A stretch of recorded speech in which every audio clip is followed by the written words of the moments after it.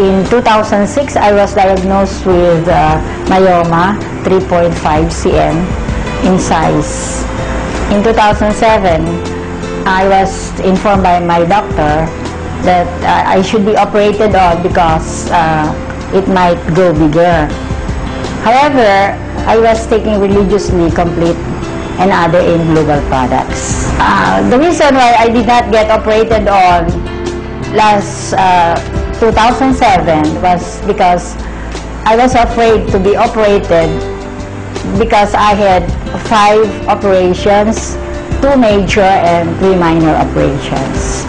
The family in 2010 decided that I be operated on. So I went to see my doctor friend surgeon, and I was advised that before I get operated on, I should get all the necessary laboratory tests, including ultrasound.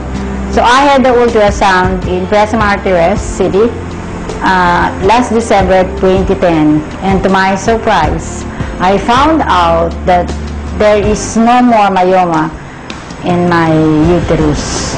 With the AIM Global products, I was able to save on my operation, which is scheduled January 11, 2011. Through the products of AIM Global, I was able to find myself back to health and back to where I'm now happy and joyous.